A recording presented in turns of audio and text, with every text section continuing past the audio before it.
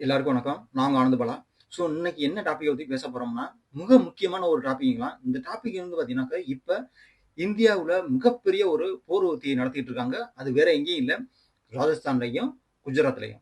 So இந்த எல்லைகள்ல வந்து அதாவது பாகிஸ்தான் எல்லைகள்ல மிகப்பெரிய ஒரு போர் ஒத்திகை நடத்திட்டு இருக்காங்க. ஸோ இந்த போர் ஒத்திகையில 30,000 வீரர்களுக்கு மேல வந்து இதுல வந்து பங்கு பெற்றிருக்காங்க அப்படிங்கிற மாரி சொல்றாங்க. இதனால பாகிஸ்தான் வந்து இப்போ கொஞ்சம் அச்சடைஞ்சிருக்குன்னு தான் சொல்லலாம்.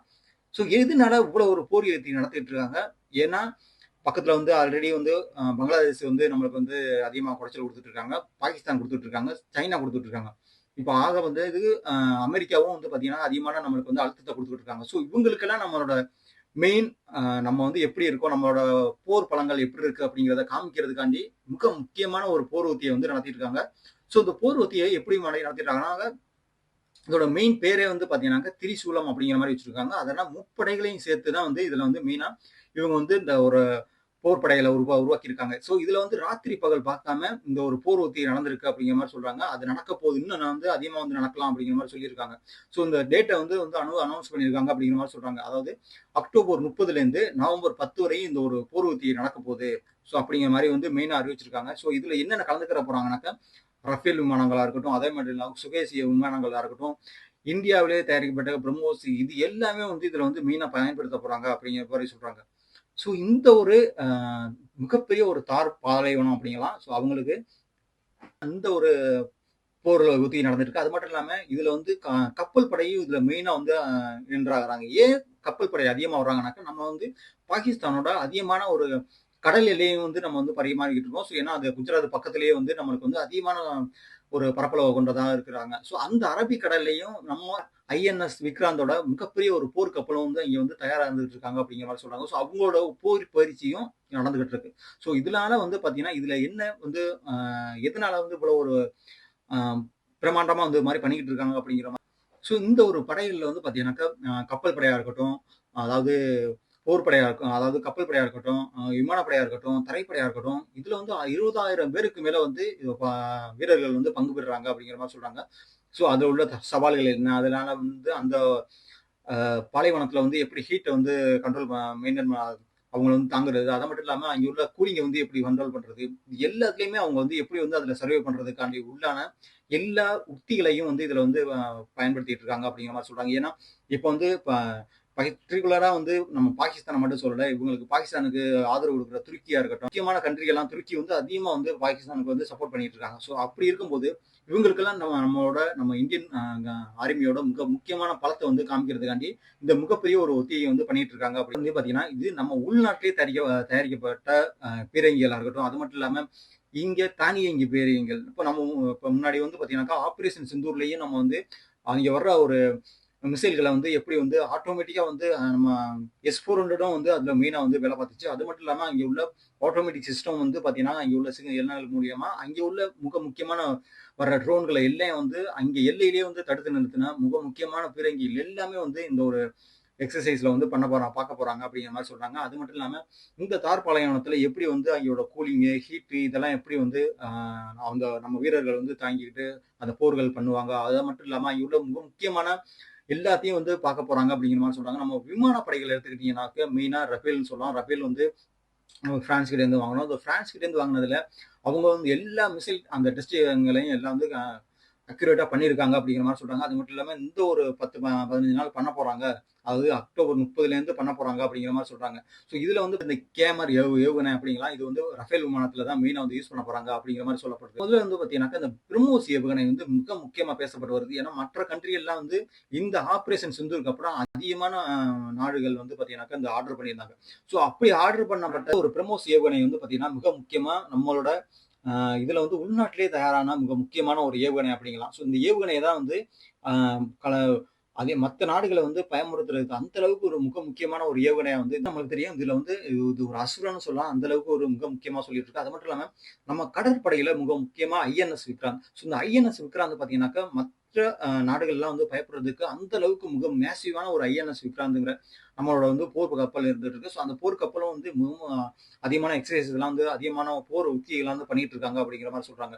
ஸோ இதனால பக்கத்துல உள்ள பாகிஸ்தானா இருக்கட்டும், அது இல்லாம சீனாவா இருக்கட்டும், எல்லாருமே இதனால எதனால இவ்வளோ வந்து ஆனா வருஷம் வருஷம் வந்து இவங்க வந்து ஆண்டு ஆண்டு பண்ணிட்டு இருப்பாங்க. ஸோ பண்ணிட்டு இருந்தாலும் இந்த ஆண்டு வந்து பார்த்தீங்கன்னா, அதிகமான வீரர்கள் வந்து அங்கே வந்து போயிட்டு போர் உத்திகள வந்து பண்ணிட்டு இருக்காங்க. பாலைவனத்தில பார்த்தீங்கன்னாக்கா, நம்ம அந்த காலகட்டங்கள்ல பாகிஸ்தானுக்கு நம்மளுக்கு வந்து 1971 காலகட்டங்கள்ல நடந்த மிக முக்கியமான போர்கள்ல வந்து அத கம்பேர் பண்ணும்போது, இது வந்து அதிகமான ஒரு படைகள வந்து அந்த இடத்துல குவிச்சு, அ போர் உத்திகள வந்து ஈடுபடுத்திட்டு இருக்காங்க அப்படிங்கிற மாரியும் வந்து, இந்த மெயின் ரீசனே வந்து பாகிஸ்தானுக்கு நம்ம இந்தியா இந்த மாரி உள்ள ஒரு மிக முக்கியமா இப்ப ரீசென்ட்டா அ அதாவது ஜம்மு அண்ட் காஷ்மீர்ல நடந்த அந்த தீவிரவாதி தாக்குதல்ல வந்து நம்ம அவங்களுக்கு ரிப்பீட் பண்ணத மிக முக்கியமா வந்து பார்த்தீங்கன்னாக்கா, ஆப்பரேஷன் சிந்தூர்ன்னு பேர் வச்சு, அவங்கள அக்யூரேட்டா எல்லா இடங்கள்லயும் வந்து நம்மளோட போர் விமானங்கள் வந்து அட்டாக் பண்ணாங்க. ஸோ இதனால வந்து அந்த நாடே வந்து ரொம்ப ஸ்தம்பித்து போனது. அந்த அளவுக்கு மிக முக்கியமான அந்த டெரர் அட்டாக் எல்லாம் வந்து நம்ம வந்து பண்ணணும். எங்கெங்க வந்து டெரர் வந்து ஸ்டே பண்ணியிருக்காங்க அப்படிங்கிற மாரி மிக முக்கியமான இடங்கள துல்லியமா வந்து தாக்குதல் பண்ணி அதுல சக்சஸும் பண்ணாங்க. பாதுகாப்புத்துறை அமைச்சர் வந்து ராஜ்நாத் சிங் பேசும்போதே வந்து பார்த்தீங்கன்னாக்கா, இதுல நீங்க எங்களுக்கு என்ன ஒரு அதாவது அசீர் முனி பேசினதுக்கு வந்து இவங்க என்ன சொல்றாங்கன்னாக்கா, நீங்க எங்களுக்கு என்ன வார்னிங் குடுத்தாலும் நாங்க வந்து அத வந்து முறியடிப்போம் அப்படிங்கிற மாரியும் வந்து இதுல வந்து மெயினா பேசியிருந்தாங்க. ஸோ அது மட்டும் இல்லாம இதுல வந்து பார்த்தீங்கன்னா, நம்மளுக்கு சைபர் அட்டாக் வந்து இப்ப 2 நாளைக்கு முன்னாடிக்கும் அதிகமான விமானங்கள் வந்து பார்த்தீங்கன்னா, டெல்லியில வந்து சைபர் அட்டாக் மூலியமா வந்து 1000த்துக்கு மேல வந்து சொல்றாங்க. ஸோ அந்த அளவுக்கு மேசிவான விமானங்கள் வந்து பார்த்தீங்கன்னா, தரையிறங்குறதுக்கு ரொம்ப ஒரு இதா நடந்திருக்கு அப்படிங்கிற மாரி சொல்றாங்க. இது வந்து பங்களாதேஷ் சைட்ல நடந்துச்சா? இல்ல பாகிஸ்தான் சைட்ல இருந்து நடந்துச்சா? அப்படிங்கிறது வந்து இப்போ வரையும் இன்வெஸ்டிகேஷன் போயிட்டு இருக்கு அப்படிங்கிற மாரி சொல்றாங்க.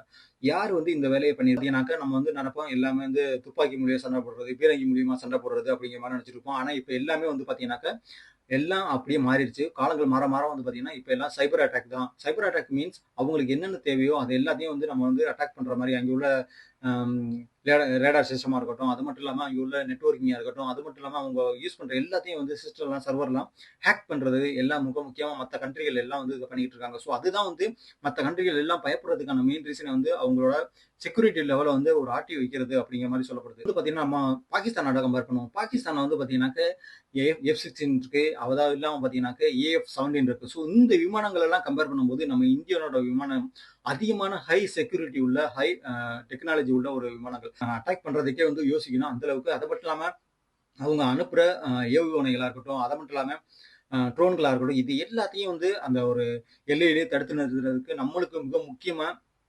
ஆட்டோமேட்டிக் சிஸ்டம்லாம் இருக்கு. அது மட்டும் இல்லாம இன்டிகிரேட்டர் அப்படின்னு சொல்லலாம். அந்த மாரி ஒரு சிஸ்டங்கள் இருக்கு. S-400ங்கிற மிகப்பெரிய ஒரு அரக்கன் இருக்காங்க. அவங்க மூலியமா வந்து நம்மளுக்கு ரஷ்யா குடுத்த அந்த ஒரு S-400 மிக முக்கியமா ஒரு பேசப்பட்டு வருது. ஸோ அதனால அவங்க எந்த ஒரு இதுவுமே வந்து நம்மளால அதாவது உள்ளேக்கு வராத அளவுக்கு இது எல்லாமே புரொடெக்ட் பண்ணும் அப்படிங்கிற மாரி சொல்றாங்க. ஏன்னா நம்ம ரீசென்ட்டா பார்த்த சிந்தூர் ஆப்பரேஷன்லயும் வந்து மிக முக்கியமா செயல்பட்டதுல இந்த S-400 மிக முக்கியமா வந்து சொல்லப்பட்டது.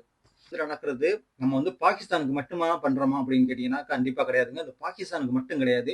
இது வந்து சைனாவுக்கா இருக்கட்டும், இப்போ நம்மள்கிட்ட வந்து அதாவது சண்டை போட்டுக்கிட்டு இருக்க பங்களாதேஷா இருக்கட்டும், இவங்க எல்லாருக்கும் வந்து நம்ம வந்து நம்மளோட படைபலம் எப்படி இருக்கு, அது மட்டும் இல்லாம அமெரிக்காவுக்கும் சேர்த்து தான். ஏன்னா ஒரு நண்பன்னு சொல்லலாம். நண்பனா இருந்தாலும் அவங்க வந்து இப்ப ரீசென்ட்டா இருக்கிற அந்த ட்ரம்ப் வந்ததுக்கு அப்புறம் வந்து நம்ம இந்தியாவுக்கும் அவங்களுக்கும் உள்ள நிறைய டாரிஃப் அதிகமாப்படுத்துறதா இருக்கட்டும், மத்த விஷயங்கள்ல வந்து அதிகமா வந்து முரண்பாடு இருந்துட்டு இருக்கு. ஸோ அதெல்லாம் வந்து அவங்களுக்கு நம்ம வந்து எடுத்துக்காட்டுற அளவுக்கு அந்த அளவுக்கு வந்து இதுல வந்து மெயினா நம்ம அந்த போர் ஒத்திகை நடந்திருக்கு அப்படிங்கிற மாரி சொல்றாங்க. ஏன்னா இதனால பாகிஸ்தானா இருக்கட்டும், பங்களாதேஷா இருக்கட்டும், அதுக்கப்புறம் உள்ள சைனாவா இருக்கட்டும், இவங்க எல்லாருக்குமே இப்ப வந்து பர்ட்டிகுலரா வந்து இங்க அந்த பாகிஸ்தான் பார்டர்ல மட்டும் இது நடக்கலங்கிறாங்க. இது வந்து பாத்தீங்கன்னாக்கா அந்த நம்மளோட 7 சிஸ்டர்ன்னு சொல்லக்கூடிய நம்ம இந்தியாவுடைய ஒரு எக்ஸர்சைஸ் எல்லாம் பண்ணியிருக்காங்க அப்படிங்கிற மாதிரி சொல்லப்படுது. ஸோ அதனாலயும் வந்து இதுல மெயினா வந்து பார்க்கப்படுறாங்க. அது மட்டும் இல்லாம நம்ம அடுத்த வீடியோல வந்து பார்த்தீங்கன்னாக்கா, அந்த பங்களாதேஷுக்கும் நம்மளுக்கு வந்து இப்போ ஒரு அந்த சிக்கன் நெக்ல வந்து மிக முக்கியமா வந்து ஒரு பிரச்சனை போயிட்டு இருக்கு. ஸோ அத பத்தி நம்ம அடுத்த வீடியோல பார்ப்போம். நாங்க அனுப்பலாம். வணக்கம்.